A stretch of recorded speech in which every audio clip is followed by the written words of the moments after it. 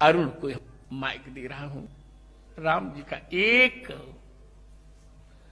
जो सीरियल में प्रसारित हुआ था वह कोई एक परिसंवाद, मैं डायलॉग्स नहीं कहूंगा, परिसंवाद सुनाने के लिए आप लोग बैठ जाए। फिर मैं उपसंहार करूंगा, फिर तब आरती होगी। परम पूज्य महाराज जी के चरणों में कोटि कोटि वंदन। आप सभी बहनों भाइयों, आप सबके चरणों में नमन। आज मेरी बरसों की इच्छा पूरी हुई है, महाराज जी के दर्शन करके, उनका आशीर्वाद प्राप्त करके। जिस स्नेह के साथ उन्होंने मुझे अपने गले लगाया और उसमें जो भाव था, जो मुझे महसूस हुआ, वो या तो मां लगाती थी या महाराज जी ने लगाया है।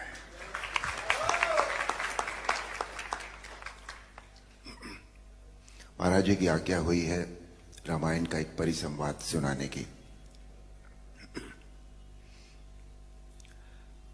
एक प्रसंग है जो हमारी रामायण थी उसमें, कि रावण जब पहली बार भगवान राम के सामने युद्ध क्षेत्र में आते हैं तो उनका सामना सभी से होता है। पहले हनुमान से भी होता है, सुग्रीव से भी होता है, सभी लोगों से होता है, पर कोई भी रावण को कुछ कर नहीं सका था क्योंकि इतने वरदान थे उनके पास। पर संध्या होते होते जब वो भगवान राम के सामने जा पहुंचे तो भगवान राम ने उनके रथ का पहिया, उनकी ध्वजा रथ की, उनकी खड़क, सभी कुछ तहस नहस कर दिया। और एक पल ऐसा आया जब सदैव रथ पर चलने वाला रावण धरती पर खड़ा था, और तब भगवान राम ने उनसे जो कहा वो प्रस्तुत है। वाह रावण वाह, भगवान शिव के त्रिशूल की भांति प्रचंड वायुपुत्र हनुमान की मुष्टिका का प्रहार तुमने सह लिया। तुम सचमुच परम शक्तिशाली हो, परंतु कितने दुख की बात है कि तुमने अपनी ये शक्ति अधर्म के कार्यों में लगा दी और इस दुर्दशा को पहुंच गए। रावण, भक्त और ज्ञानी में अंतर होता है। भक्त चाहे मूर्ख हो परंतु हृदय का सच्चा और मन का सरल होता है, परंतु ज्ञानी तुम जैसा दुष्ट भी हो सकता है, जिसे स्वर्ण अलंका के राज सिंहासन पर बैठकर भी जीवन की अपूर्णता का कांटा चुभ रहा है। तुम्हारे जीवन में इस समय अशांति, चिंता और तड़प के अतिरिक्त और कुछ भी नहीं है।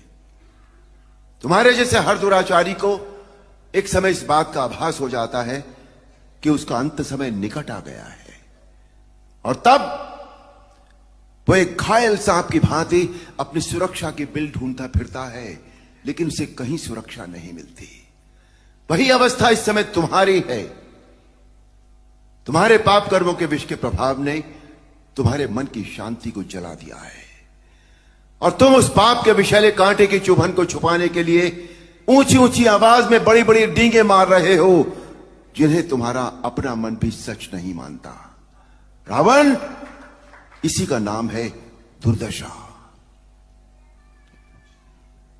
रावण, युद्ध जीतने के लिए धर्म और आध्यात्मिक शक्ति की आवश्यकता होती है।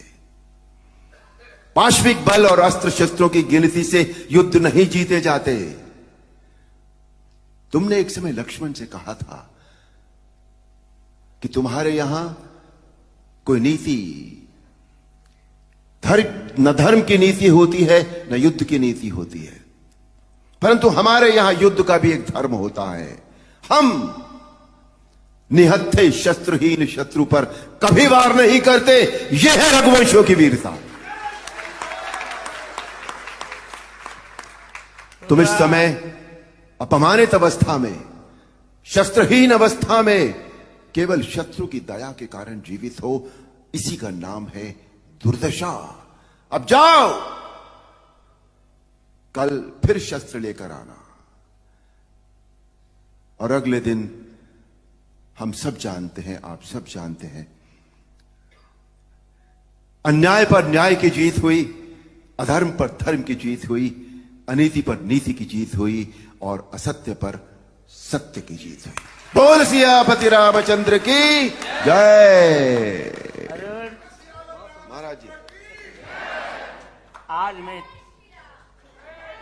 आज मैं तुम्हें क्या दूं?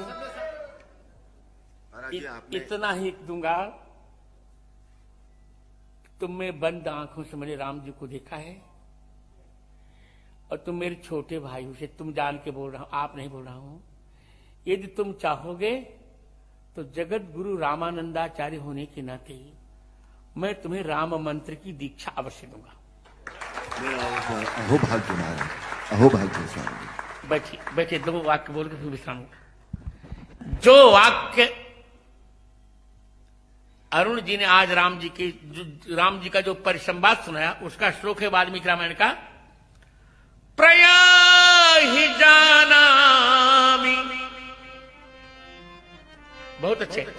प्रयाहि जानामि रणार्दितस्तम, इसी का परिसंवाद सुना रहते हैं। प्रविश्य रात्रिंचर राजलंका, आश्वस्य निर्याहि रथी च धन्वी, तदा बलम प्रेक्षसि मे रथस्थ। और अब यही बात, प्रयाहि, रावण लौट जाओ। जाना में रणार्दितस्तम, मैं जानता हूं तुम युद्ध में थक गए हो, जाओ। प्रविश्य, हे रात्रिंचर राज, राक्षस राज, लंका में प्रवेश करके आश्वस्त, थोड़ा विश्राम करके, रथ लेकर, धनुष लेकर फिर युद्ध में आओ और फिर मेरा बल रणांगण में देख लेना। मुझे यह कहने में बहुत हर्ष हो रहा है कि यह परिसंवाद मैंने ही रामानंद सागर को लिखवाया था।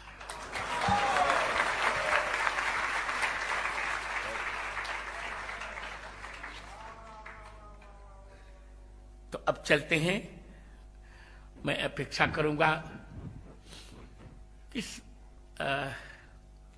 आयोजन के संयोजक मेरे पुत्रकल्प कृष्णचंद्र ठाकुर भी अरुण जी को मंगलाशासन देंगे।